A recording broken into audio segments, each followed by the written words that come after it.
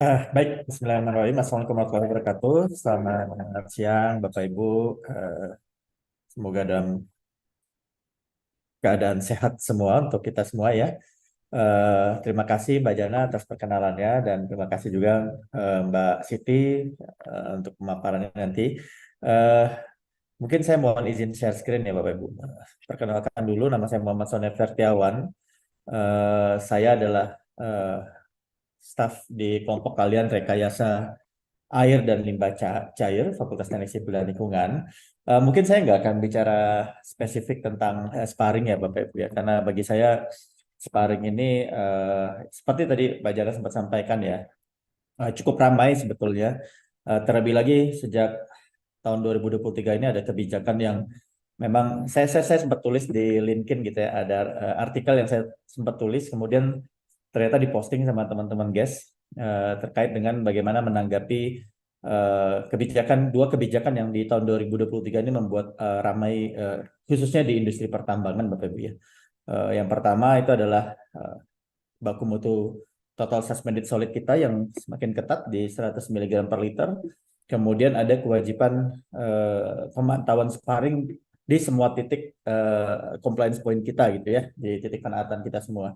Nah, ini cukup ramai, cukup apa keluh kesahnya cukup banyak sekali karena ini pasti akan eh, merubah atau menambah kos operasional Bapak Ibu semua ya, yang sudah menyampaikan RKAB pasti harus menambah aspek pembiayaan dari kegiatan pemantauan sparring.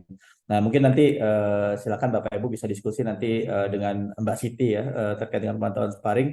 Saya mungkin lebih bicara yang lebih makro, tantangannya seperti apa karena kita sudah ada di era yang memang eranya seperti itu Bapak Ibu. Jadi kita berada pada era yang teknologi itu yang kita sebut sebagai Internet of Things itu sudah sangat berkembang dengan pesat gitu ya.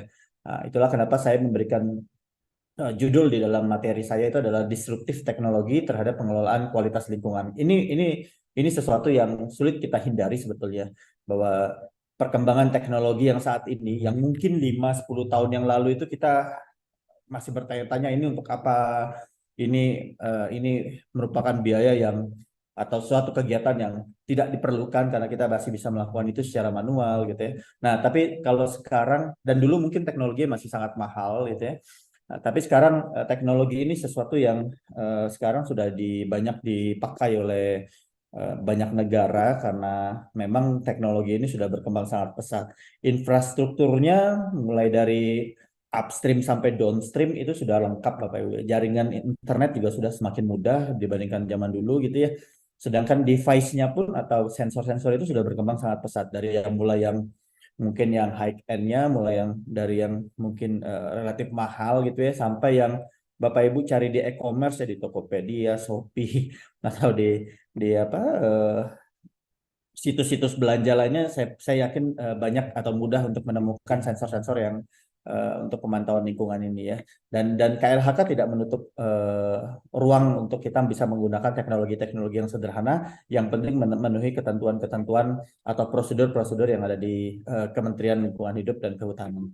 Oke Bapak Ibu, jadi itu Bapak Ibu, itulah kenapa saya mencoba mengambil topik disruptif ya. Nanti eh, Mbak Siti yang akan cerita lebih banyak karena beliau yang lebih berpengalaman banyak terkait dengan pemantauan sparring. Nah, mungkin pertanyaannya kenapa sih saya ingin melihat dari kacamata pemerintah ya Bapak Ibu ya. Di satu artikel kalau Bapak Ibu lihat di mungkin di LinkedIn-nya Guest itu ada tulisan saya ya. Saya mencoba melihat dua perspektif, perspektif dari perusahaan dan perspektif dari pemerintah. Nah, hari ini mungkin saya coba melihat perspektifnya dari perspektif pemerintah ya Bapak Ibu ya. Walaupun memang bisa jadi pemerintah punya alasan atau reason yang lain, tapi mungkin saya melihat dari kacamata akademisi atau kami yang ada di kampus. Nah, mungkin kita balik dulu sesuatu yang basic Bapak Ibu ya. Kita em, masih memiliki regulasi terkait dengan sungai. Ya, walaupun sekarang kita sudah punya PP 22 tahun 2021 Bapak Ibu ya. Tapi ini sepengetahuan saya masih berlaku tentang sungai 38 tahun 2011. Saya hanya ingin melihat definisi dari sungai Bapak Ibu. Sungai berdasarkan peraturan pemerintah tersebut didefinisikan sebagai alur atau wadah air alami dan atau buatan ya berupa jaringan pengaliran air beserta air di dalamnya mulai dari hulu dari upstream sampai ke muaranya ke downstreamnya dengan dibatasi kanan dan kiri oleh garis padannya. Nah, ini adalah terminologi yang masih kita pakai sampai saat ini.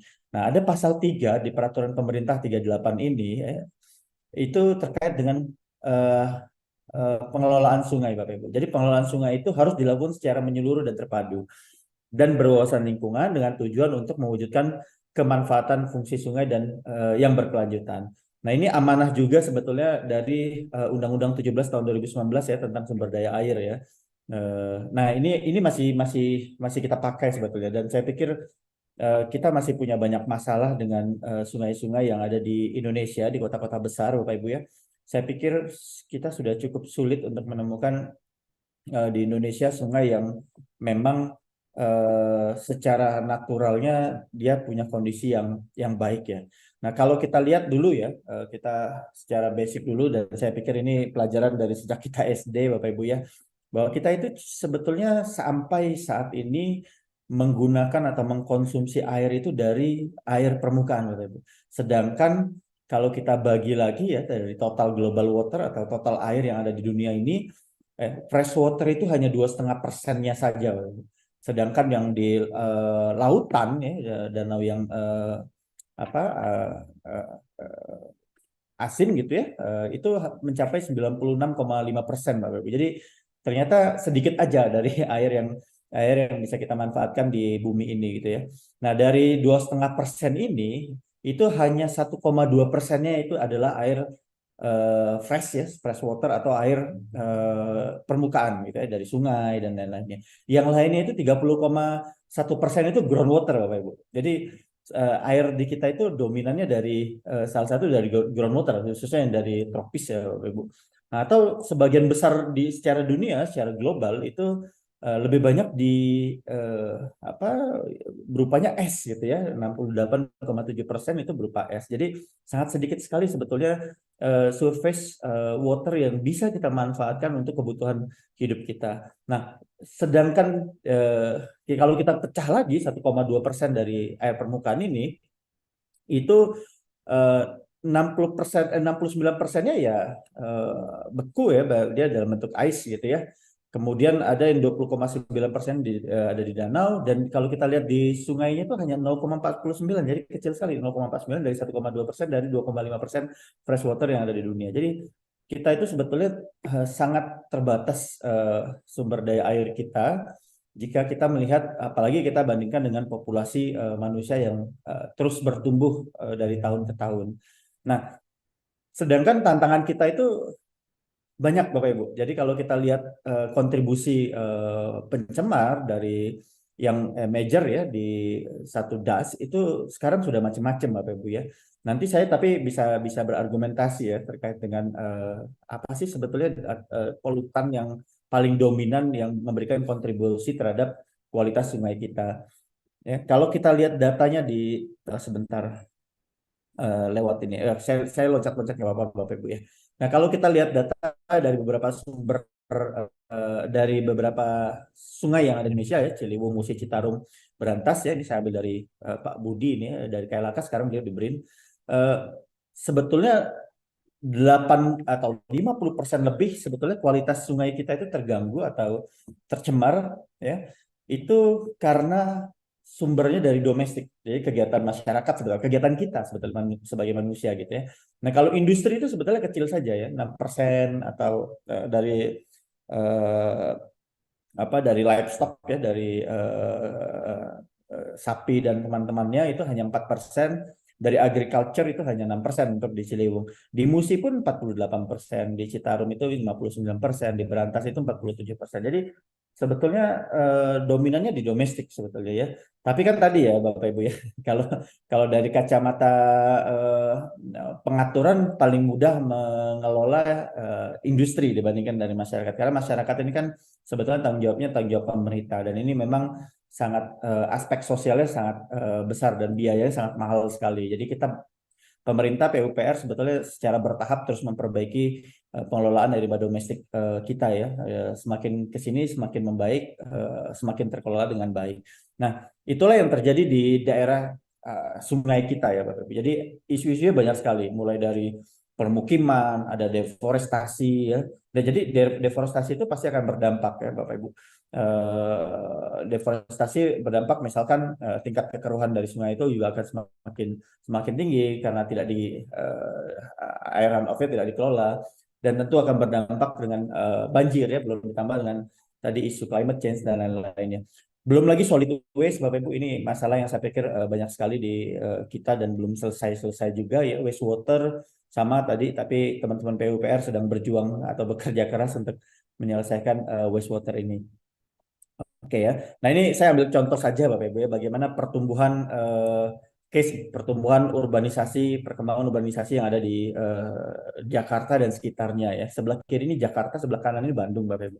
Jadi Bapak Ibu bisa lihat di tahun 2000 yang merah itu adalah urban areanya Bapak Ibu. Tapi di tahun 2025 itu diprediksi Jakarta itu jadi megapolitan yang meliputi area yang sangat luas sebetulnya. Dan kita bisa bayangin bagaimana impact-nya terhadap sumber daya air kita yang ada, yang memotong kota Jakarta dan sekitarnya. Nah, kalau yang sebelah kanan ini adalah kota Bandung, Bapak Ibu. Ini kota Bandung. Bandung itu betul-betul kawasan yang tidak hanya dari permukiman saja. Kami punya peternakan yang sangat banyak di das yang kita sebut sebagai Citarum ya. Kalau Bapak Ibu mungkin kenal, beberapa tahun lalu Citarum itu menyandang predikat sungai terkotor di dunia ya. Tapi sekarang kerja keras pemerintah itu kelihatan Bapak Ibu. Jadi sekarang sudah semakin membaik, walaupun memang masih ya Bapak Ibu ya, masih masih banyak PR-nya, tapi sekarang better lah dibandingkan dengan beberapa tahun yang lalu. Kita juga punya tekstil, tekstil memang banyak sekali di area Jawa Barat ya, khususnya Bapak Ibu. Di Das Citarum itu kita punya banyak sekali industri tekstil, bisa ratusan, bahkan mungkin bisa berapa, mungkin saya pikir lebih dari 300 industri tekstil yang ada di sepanjang Sungai Citarum. Oke. Nah, ini saya hanya sedikit melihatkan ketersediaan air yang ada di Indonesia, Bapak Ibu ya. Mungkin, nah ini kabar baiknya kalau bagi teman-teman di Kalimantan ya, Kalimantan itu sebetulnya banyak banget ya airnya ya Bapak Ibu ya, karena kita lihat sungai-sungainya besar, ketersediaan air cukup banyak, bahkan kita kadang-kadang setiap bulan itu selalu ada air ya, selalu ada aja hujan dalam satu bulan itu. Jadi sebetulnya kita tidak kekurangan air kalau di Kalimantan. Tapi di daerah-daerah yang Indonesia yang lain nih, misalkan di NTB, NTT itu kita betul-betul kekurangan, atau pada masa-masa tertentu atau pada periode-periode tertentu kita sangat kekurangan air. Oke, nah ini target, kita punya target sebetulnya SDG ya. SDG itu kita punya target setidaknya access to water ya, jadi akses masyarakat terhadap sumber daya air, kemudian akses terhadap sanitasi dan water quality Bapak Ibu. Jadi kita punya target meningkatkan water quality. Jadi beda sama MDGs dulu ya Bapak Ibu. Kalau MDGs itu hanya melihat spot by spot gitu ya isunya ya. Tapi kalau sekarang itu melihat sesuatu yang sangat komprehensif, melihat satu das keseluruhan, karena kita bicara sumber daya air. Jadi kita tidak lagi berbicara orang yang mendapatkan fasilitas misalkan sanitasi. Tidak hanya seperti itu sebetulnya. Jadi kita sudah berbicara sesuatu yang sangat besar terkait dengan kualitas air. Nah, tadi mungkin sedikit sebagai background Bapak Ibu ya, saya melihat pemerintah menyadari bahwa kita punya problem yang sangat besar terkait dengan kualitas sungai, dan sekarang itu isu lingkungan sudah menjadi isu global, jadi global movement atau gerakan global gitu ya. Masyarakat dunia sudah berteriak tentang bagaimana lingkungan kita di masa depan, bicara climate change, bicara kualitas sungai dan lain-lainnya. Itu sudah menjadi global movement. Kita sulit untuk menghindari itu ya, Bapak Ibu.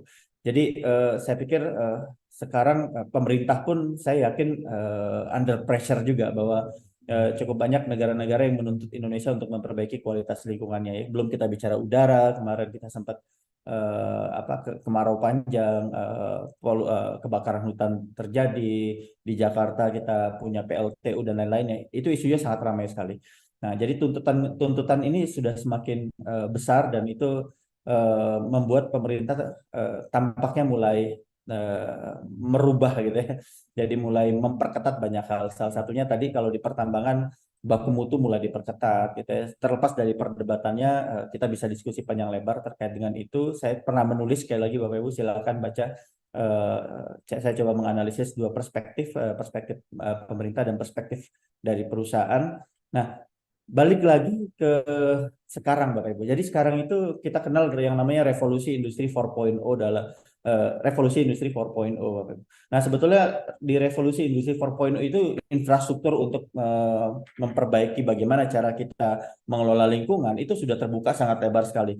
Opsinya sudah sangat banyak sekali. Berbagai macam metode bisa kita terapkan sebetulnya, baik dari sisi pemantauan maupun bahkan ke pengolahan air limbah kita sebetulnya. Jadi opsi-opsi itu sudah semakin terbuka lebar karena perkembangan teknologi sudah sangat pesat sekali. Beda sama beberapa tahun yang lalu, Bapak Ibu.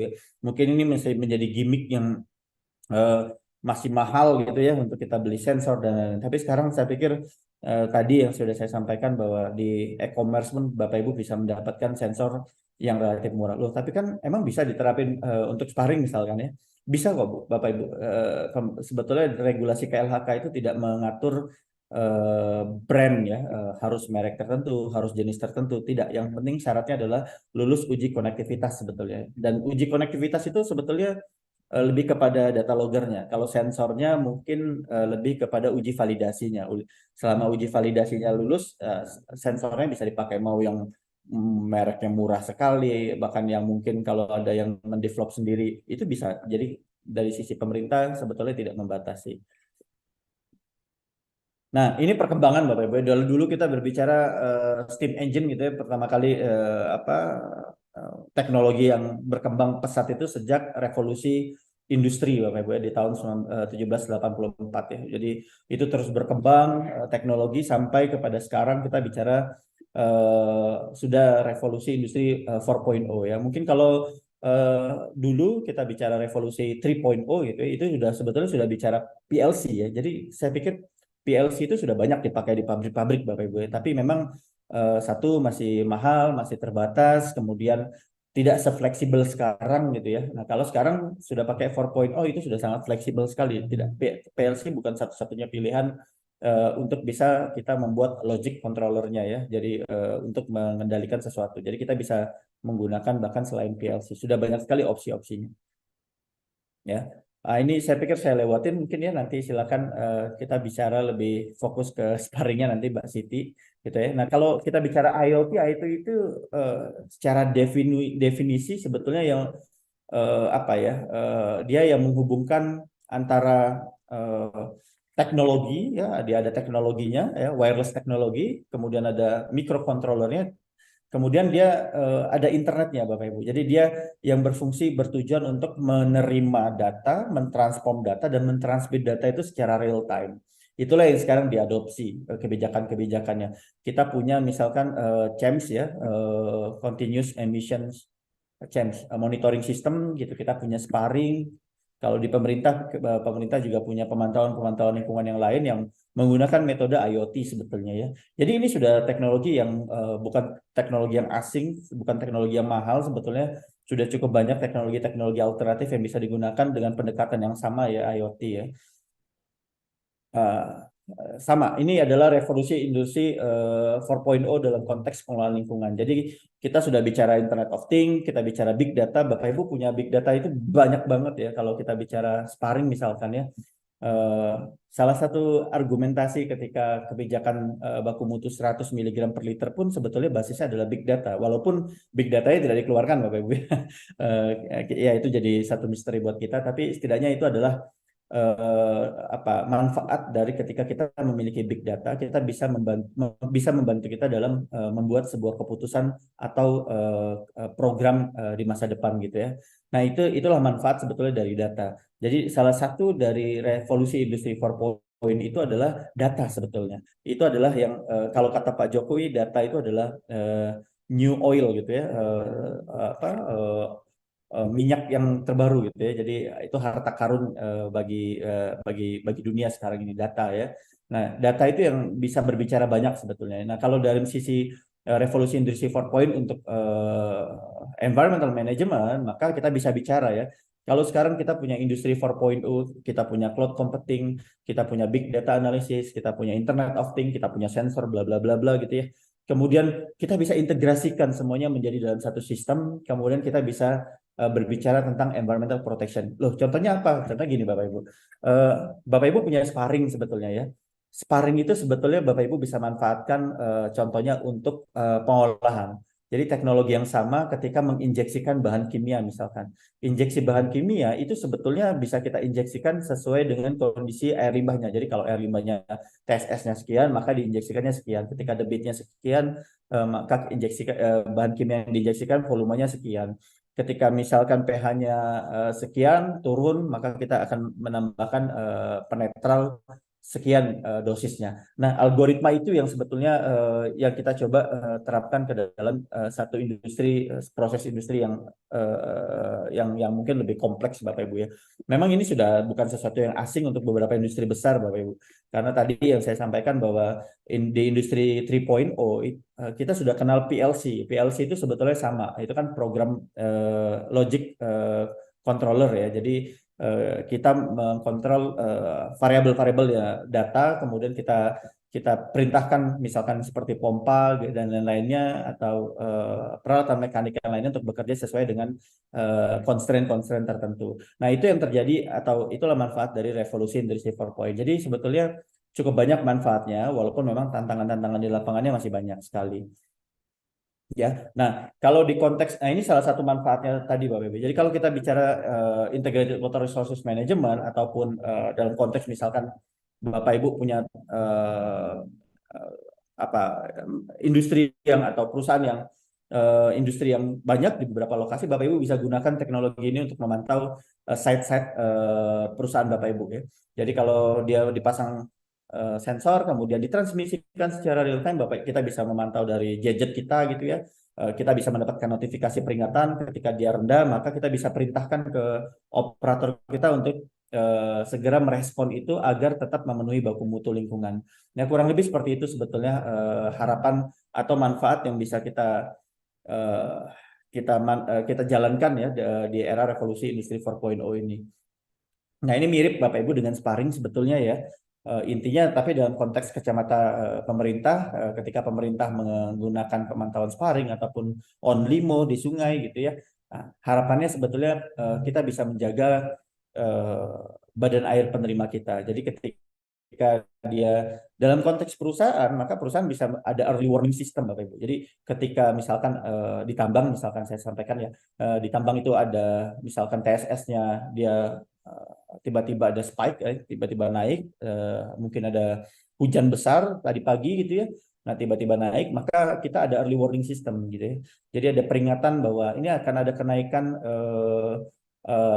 baku mutu atau sorry konsentrasi TSS atau pH mendekati atau melampaui baku mutu gitu ya. Nah, sehingga kita bisa melakukan langkah-langkah yang untuk mencegah bahwa baku mutu itu bisa terlampaui. Kurang lebih seperti itu. Jadi manfaatnya sebetulnya baik gitu ya selama kita bisa melihat dari sisi operasional kita. Nah, ini adalah contoh dari Smart Water Management System, Bapak Ibu. Jadi sebetulnya ketika kita bicara Smart Water Management System ya, baik itu di water treatment plant atau wastewater treatment plant gitu ya, kita punya data yang kurang lebih data itu bisa menggambarkan misalkan water quality kita gitu ya. Kita bisa bicara risk ya, resiko misalkan ya.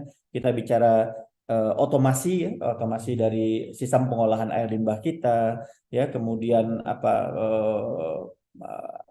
ya bisa jadi misalkan ada beberapa case kita bicara banjir misalkan atau ada kebocoran gitu ya dan lain-lainnya. Nah, ini salah satu konsep water management yang sebetulnya Bapak Ibu bisa manfaatkan dari sensor-sensor yang sekarang sudah sangat mudah untuk diperoleh. Jadi tidak bukan hanya melihat kebijakan misalkan tadi kalau karena konteksnya adalah sparring, sparring itu karena kewajiban ya, tapi kita harus melihat bahwa oke, kita ada sparring, kemudian apa yang bisa kita manfaatkan sehingga sparring ini bukan justru jadi bumerang buat perusahaan, tapi justru membantu perusahaan untuk memastikan operasional pengolahan air limbahnya itu bisa berjalan secara maksimal. Ya, nah mungkin ini saya singgung sedikit saja, Bapak Ibu, nanti silakan dari Mbak Siti yang lebih punya banyak pengalaman terkait dengan pemantauan sparring ya. Kita punya sekarang pemantauan sparring dari tahun 2018, tapi 2019 itu direvisi. 2018 itu sebetulnya ada beberapa aturan yang cukup spesifik dan itu tidak fleksibel ya. Saya lihat. Tapi tahun 2019 KLHK sudah memperbaiki dan cukup fleksibel. Jadi teknologi apapun sebetulnya bisa digunakan untuk pemantauan sparring. Jadi Bapak Ibu nggak usah khawatir misalkan kalau misalkan wah ini kok mahal banget ya. Bapak Ibu punya opsi sebetulnya bisa bisa bisa cari sensor-sensor yang relatif murah. Nah, cuman masalahnya banyak banyak juga vendor yang sensornya murah tapi dijualnya mahal ke perusahaan itu banyak sebetulnya. Mungkin Mbak Siti bisa cerita banyak nanti ya. Yang kita temui banyak seperti itu. Jadi harganya bahkan mirip dengan harga sensor-sensor yang memang lebih high end gitu ya. Padahal harga sensornya relatif murah. Nah, ini kewajiban dari tahun 2009 itu sudah punya perusahaan-perusahaan yang wajib melakukan pemantauan sparring Bapak Ibu ya. Jadi ini statusnya wajib ya. Eh, Walaupun misalkan di rayon, pulp and paper, petrokimia, ya oleh kimia dasar, kelapa sawit, kemudian ada tambang emas dan tembaga, tambang batu bara. Nah, tambang batu bara itu tambang di pertambangan itu sebetulnya yang diwajibkan itu yang punya beban terbesar. Tapi sekarang sudah semua semua titik Bapak Ibu. Walaupun memang kebijakan tertulisnya belum ada ya. Ini baru kebijakan verbal ya. Itu ya keramaian lainnya ya. Diskusi panjang yang mungkin bisa yang sering kita dengar di forum-forum ya. Nah, ini Onlimo ya. Kalau Onlimo sama Sparring itu sama ya Bapak Ibu ya. Onlimo itu tapi yang dilakukan oleh pemerintah, sedangkan Sparring itu adalah yang dilakukan oleh perusahaan. Nah, kalau teknologinya sekarang itu udah banyak Bapak Ibu. Jadi kalau kita bicara teknologi pemantauan real time itu sebetulnya sekarang sudah berkembang pesat ya. Dulu Bapak Ibu tahu ada BOD COD ya. BOD COD itu sebetulnya sampai sekarang sebetulnya perdebatannya panjang ya. Nggak bisa kita lakukan dengan sensor karena itu kalau makanya kita sebut sebagai BOD 5. 5 itu kan 5 day sebetulnya 5 hari. Kita butuh memproses air limbah kita selama 5 hari sehingga kita bisa menghasilkan berapa konsentrasi BOD-nya. Jadi butuh waktu 5 hari sebetulnya idealnya. Tapi sekarang itu perkembangan sensornya sudah banyak. Kalau dulu kita butuh waktu ya. Jadi kalau dari sisi operasional mau tahu air limbah kita baru tahunya hasilnya nanti 5 hari lagi gitu ya. Jadi cukup lama terpendingnya gitu ya. Padahal kita butuh saat itu juga untuk mengimprove operasional kita. Nah, eh, sekarang itu udah ada sensor. Ya, nanti mungkin basis itu bisa cerita banyak tentang sensor ini ya. Kita punya sensor yang namanya tryptophan tryptophan like ya, fluorescence, salah satu sensor yang sekarang lagi banyak penelitiannya sebetulnya. Salah satunya saya sempat bertemu dengan mahasiswa S3 dari Birmingham membahas tentang sensor ini Bapak Ibu. Jadi penelitiannya adalah menggunakan sensor tryptophan untuk menganalisis parameter organik seperti BOD, COD, bahkan sampai ke mikro organisme ya, bakteri total coli gitu ya. Itu dianalisis menggunakan sensor ini dan hasilnya cukup atau sangat sangat baik sekali gitu ya. Kalau Bapak Ibu lihat yang sebelah kanan itu, yang titik hijau itu adalah analisis laboratorium, yang hitam dan hitam itu adalah analisis dari sensornya. Jadi secara real time-nya ya. Jadi secara saintifik itu sudah proven statusnya, jadi sudah banyak digunakan dan sekarang yang menjual juga sudah banyak sekali ya. Nah, ini contohnya ya hubungan antara BOD dan triptofan. Jadi hasilnya sangat bagus sekali Bapak Ibu.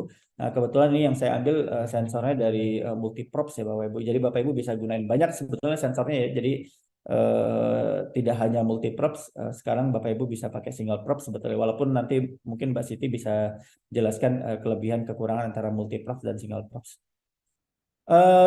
Case tadi mungkin ini tidak perlu saya jelaskan ya, sebagai pengantar saja. Ini lebih kepada case pertambangan ya, Bapak Ibu ya. Mungkin saya lewatkan saja. Ini contoh saja bagaimana kita memantau kegiatan dari setiap subdas ya, karena di tambang itu agak berbeda Bapak Ibu ya case-nya ya. Kalau di tambang itu lebih bukaannya bisa banyak dan dinamis, dinamis sekali ya, beda sama manufaktur. Jadi agak sulit ketika kita membandingkan antara manufaktur dengan pertambangan karena memang secara bisnis prosesnya berbeda signifikan. Ya, ini sedikit cerita saja bagaimana pemantauan sparring dan pengolahan, bagaimana kita mengontrol. Nah, tadi yang seperti saya bilang, harusnya pemantauan sparring itu dimanfaatkan untuk kita bisa mengintegrasikan pemantauan kualitas air dengan kontrol pengolahan air tambang ya, sehingga pengontrolan air tambang itu bisa diharapkan bisa mengefisiensikan penggunaan kapur misalkan atau mengefisiensikan penggunaan bahan kimia lainnya seperti keunggulan, tawas dan lain-lainnya gitu ya. Harapannya seperti itu sebetulnya. Ya, nah ini penutup saja Bapak Ibu. Jadi pengelolaan kualitas sungai berbasis teknologi sungai ataupun air limbah ya, berbasis teknologi informasi telah menjadi tuntutan sebetulnya ya. Dan tuntutan yang ke depan pasti akan semakin tinggi Bapak Ibu. Ini sesuatu yang sulit kita hindari karena teknologinya juga sudah proven dan semakin ke sini sudah semakin terjangkau gitu ya dari sisi cost, sehingga ini biasanya ini pasti akan jadi apa permintaan dari pemerintah untuk dipasangkan oleh perusahaan-perusahaan yang ada di Indonesia. Nah, harapannya apa? Sebetulnya saya memprediksi Bapak Ibu, ini prediksi saja Bapak Ibu. Tampaknya memang arahnya nanti ke depan akan ada yang namanya total maksimum daily load. Walaupun ini masih PR panjang ya. Jadi setiap sungai satu das itu ada namanya total maksimum daily load. Jadi beban maksimumnya. Jadi kalau misalkan TMDL ini sebetulnya kalau sudah ada sebetulnya bisa mempermudah persetujuan teknis Bapak Ibu sebetulnya. Cuman masalahnya kajian ini belum ada di kementerian ya. Jadi sehingga Bapak Ibu kan diminta melakukan kajian sendiri ya. Dan itu setiap perusahaan bisa beda-beda. Nah, itu problem dari persetujuan teknis. Dan saya juga sudah sempat nulis satu artikel pendek opini saya terkait dengan pertek dan sparring tadi ya Bapak Ibu ya. Kalau mau dibaca Bapak Ibu mungkin bisa mengakses ke website atau ke LinkedIn-nya GES ya. Rasanya teman-teman GES sudah publish itu. Mungkin itu dari saya Mbak Nurul, Mbak Jana. Terima kasih Bapak Ibu. Saya cuma sebagai pengantar saja. Mudah-mudahan nanti Mbak Siti bisa menjelaskan lebih lengkap lagi. Terima kasih.